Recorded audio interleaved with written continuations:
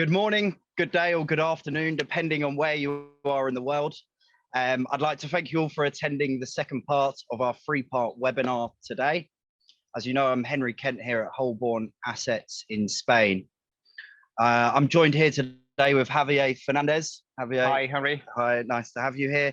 Javier is the Senior Associate at Olmedo Torres Abogados here in southern Spain. We'll be speaking today about the process for purchasing properties within Spain, more specifically to the Costa del Sol sort of area. Yeah.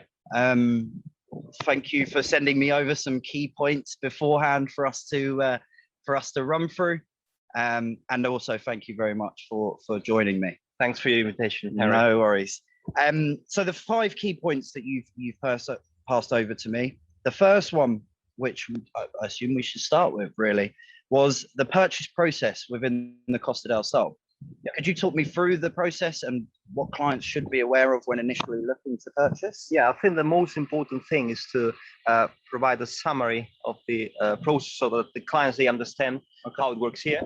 So the most important thing, of course, is that they find a reliable real estate agent, so that they can find the right property.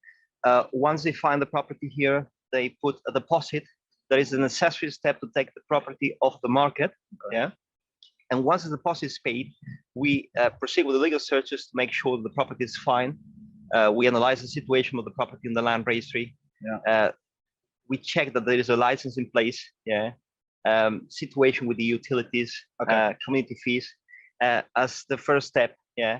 Before we proceed with the signing of a private purchase contract. Okay. Yeah. So a standard situation is that they sign a reservation document to tie up the transaction, pay the reservation deposit, and after the due diligence, we proceed with the signing of a private purchase contract where they normally pay the 10%, and we include the circumstances and the conditions of the transaction, including the latest completion date. Okay. So one quick question: what's the average deposit then? What is it, a percentage? Yeah, normally the reservation deposit is 6,000 euros. Okay. Yeah? But it depends. It's not mathematics. Yeah. Okay. So it depends on the value of the property. Yeah. So 95% of the cases we could be talking about 6,000 euros, but if the value of the property is very high, we talk about 10,000 euros. Okay. So it's something to show that the buyer is a serious buyer, so that we can take it off the market. Take it off the market. Okay. Exactly. So once the private purchase contract is signed, the most important moment in the process is completion. That is the time when they become legal owners of the property. Yeah. They pay the rest of the price, and they get the keys. So they get possession of the property. Yeah. Okay.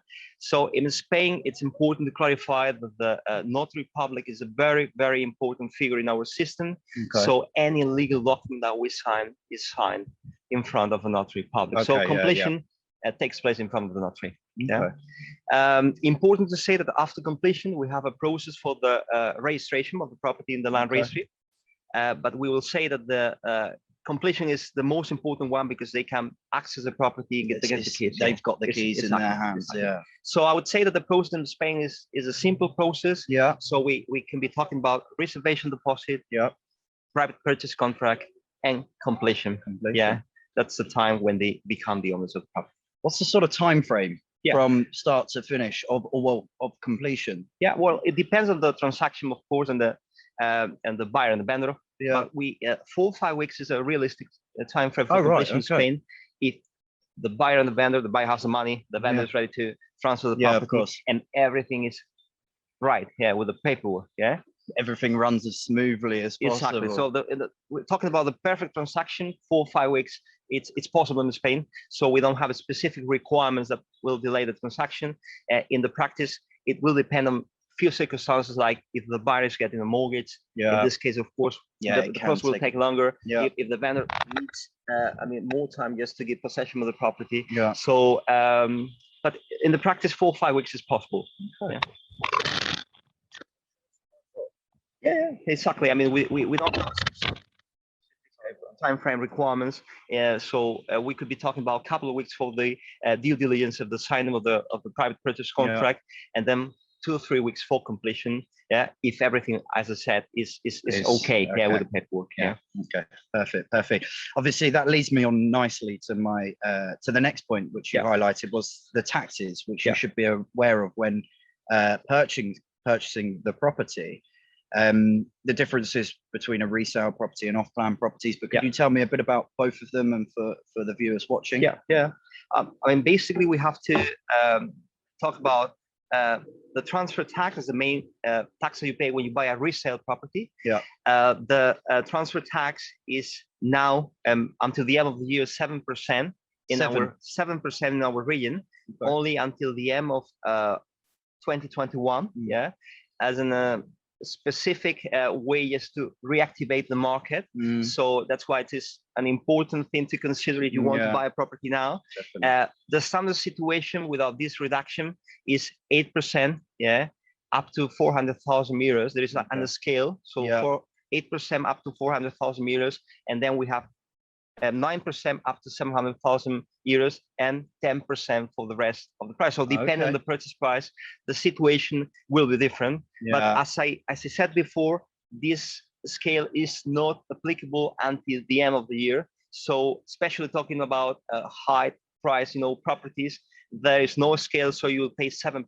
Fixed 7% until the end of the year. So together with the transfer tax, we have the notary and the registration fee. That is roughly it's 1%. On the purchase price, because it depends on few circumstances, like the not only talking about the price, but also on the number of annexes that we include to the title deed. And then we have the standard legal fees that are also 1%. So the standard situation until the end of the year would be that we will pay 9% to cover everything. And if not, we could be talking about 10%, 11%, depending on the scale, as I said. So that's the situation that we have now for resale properties. So if we are talking about off-plan properties, the tax that is applicable is the VAT, that is 10%, and together with the VAT here, we always pay the stamp duty. There is also a reduction on the stamp duty until the end of the year. So the standard one is 1.5%. 1.5. Now it's 1.2. Right. So it's the same situation. If you want to buy a property now, it's the time. Because we have this for the transfer tax and for the stamp duty. So together with this VAT and the stamp duty, the rest of the expenses are the same that I said before, like 1% for the notary and registration fee, and the 1% standard that you pay for the legal fees. Exactly. So that's the situation. So it's a really driving force behind sort of looking into your options and purchasing before you said the 31st of December. The 31st of December, unless they extend that. But initially, this is only applicable until the 31st of December, as you said. You mentioned the 1% on the legal fees. What are the legalities and formalities when purchasing? So especially when talking about international clients, we always recommend our clients to sign the power of attorney in favor of the lawyer, so that we can proceed with all these legalities and formalities that we need. So the standard power of attorney will be covering the application of the tax number, what we call the NIE number. The NIE, that is a necessary requirement when buying a property in Spain. So the payment of the transfer tax or any tax requires the NIE number. So one of the authorities that we always include in the power of attorney is the application of the NIE number. It's included. They also have to open a bank account here to be able to set up the necessary direct debits after completion. So basically, we are talking about the maintenance fees, electricity, water, the standard council taxes that we have here, like the IBI and the rubbish collection.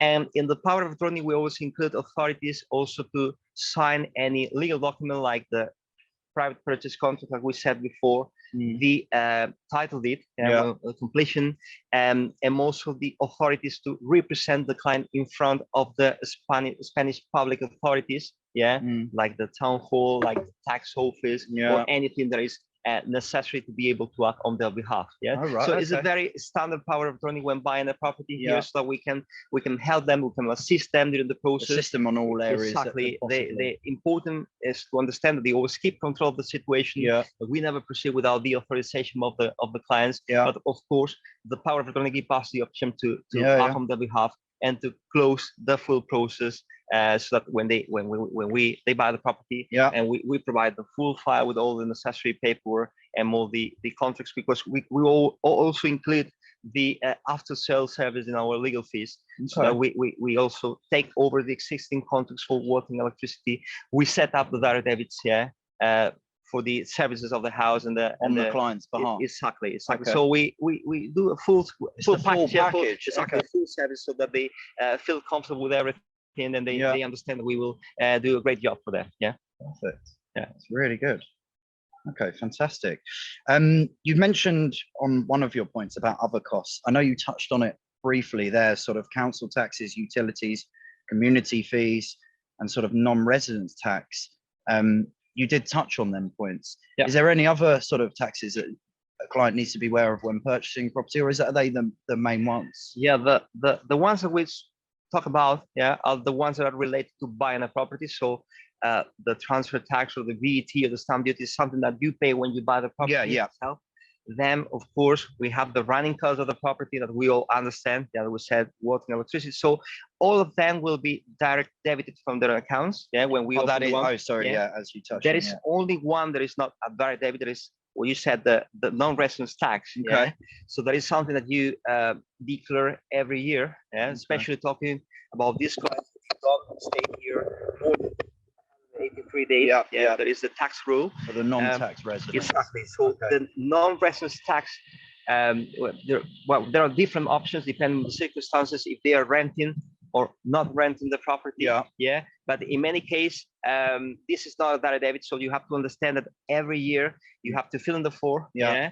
If you don't rent, there is 1/4 every year. Okay. If you're renting the property, the circumstances could be different, and sometimes it's necessary to fill in a quarterly tax for. Yeah. Quarterly tax. Exactly. Really? Yeah. So it's important to understand that it's a tax that you have to pay in Spain. Yeah. That it's important to be up to date with your obligations here. Yeah, of course. Yeah. And definitely there are different options that we can consider, especially if they are renting. Important to explain the rate that is applicable. Standard for EU members is 19%. 19. Yeah. 19% now. With for non-EU members, especially talking after Brexit, is 24%. Yeah. Okay. So that's something to consider, especially because as this is not a direct debit, unless you know about this situation.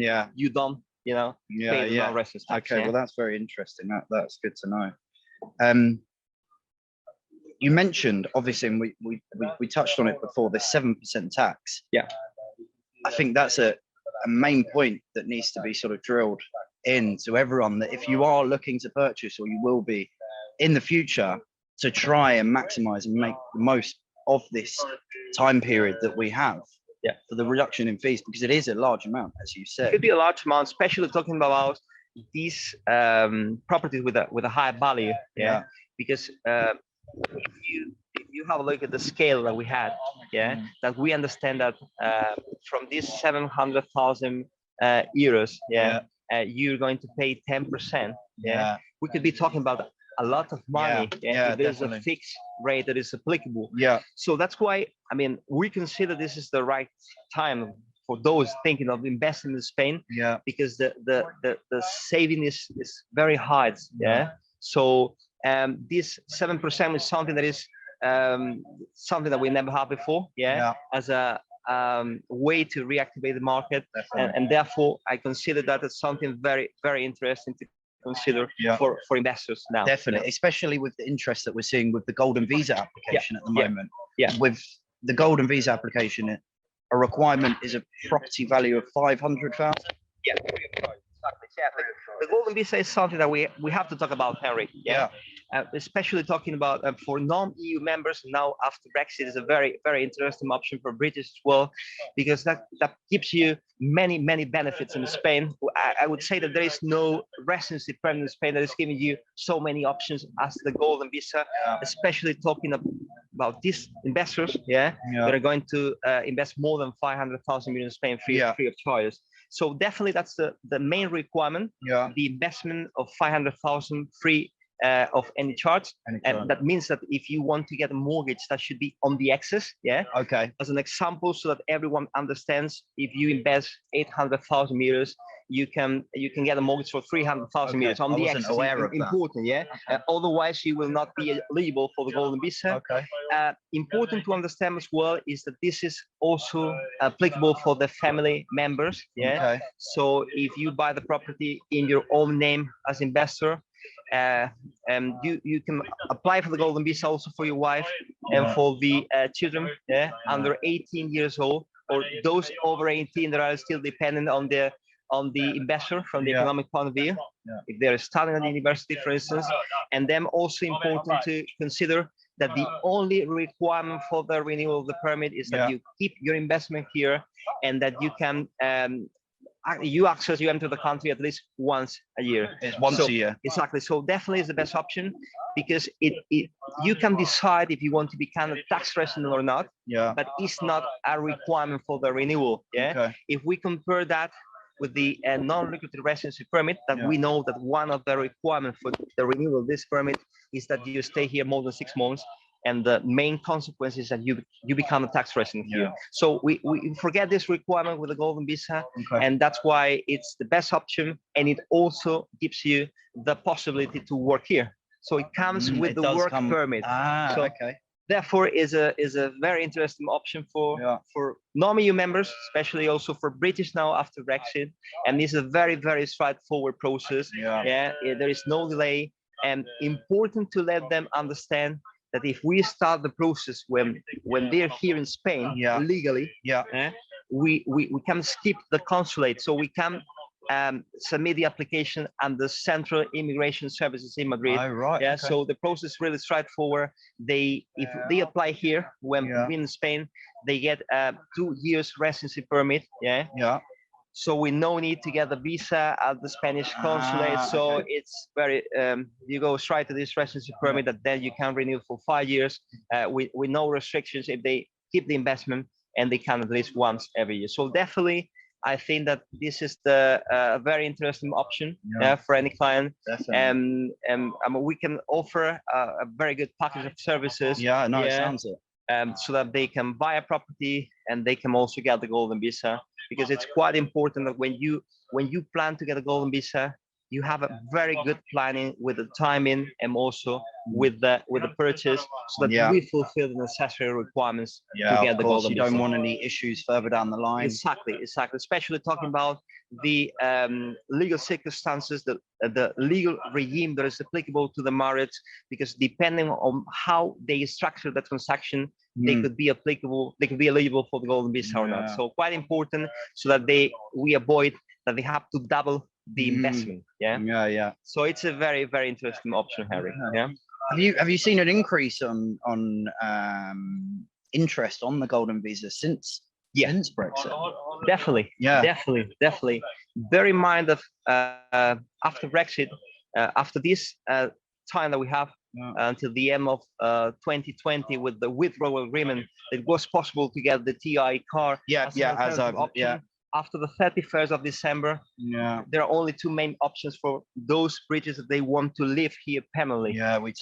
We are talking about the non-lucrative, with the what we said before, that with the requirement to stay here and to become a tax resident for the renewal, and the golden visa. So the number of inquiries that we have has increased a lot, because this is as I said, the best option, just to skip any tax residency in Spain, especially if they don't want to stay here permanently.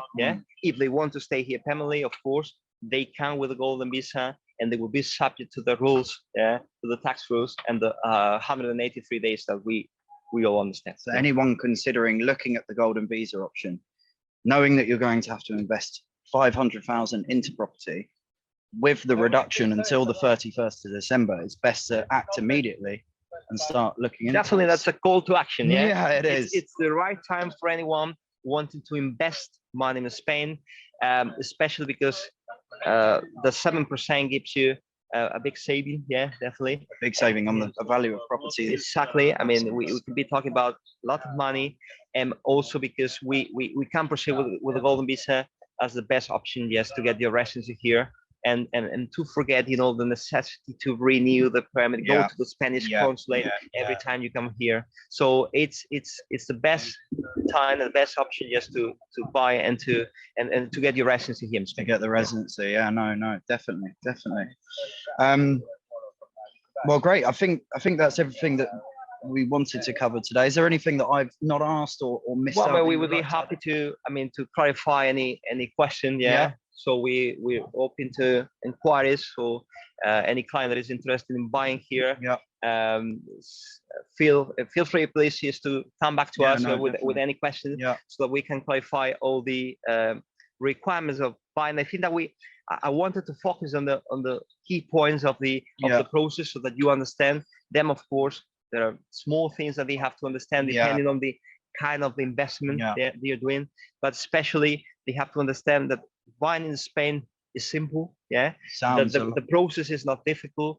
The time frame for completion, I mean, we could be talking about a quick process. That the situation with the taxes now is a special situation that they have to understand.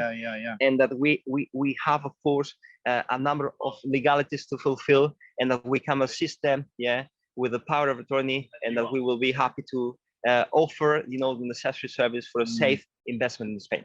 No, that sounds it. It sounds like a fantastic offer that you service that you offer. It's been really good speaking today. I've learned a lot as well, because I've not purchased property here in Spain. So no, it's been really useful. So that's the right time for you. Yeah, exactly. Yeah, indeed. I think that's covered everything that I wanted to go to. Again, really, thank you for your time today. Thanks to you, Harry. I appreciate it. I think that concludes our webinar today. I'd like to thank you again for coming and speaking to me. We will be emailing out the invites to the third and final one for next week, and also we'll include your details on the video itself. If there isn't anything that's been covered today, more than happy to follow up, and yourself with anyone that is interested and wanting to speak with us. And I'd like to thank everyone for attending once again, and we'll see you again next week, hopefully. Perfect. All the best. Thank you.